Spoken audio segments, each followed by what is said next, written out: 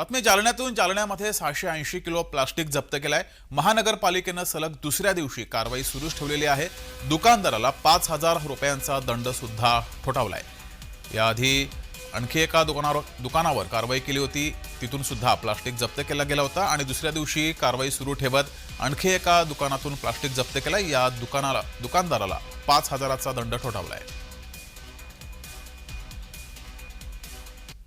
काल संध्याकाळी गोळीबारीची एक घटना घडलेली होती, ज्यामध्ये एका व्यक्तीला मांडीवर गोळी लागलेली आहे.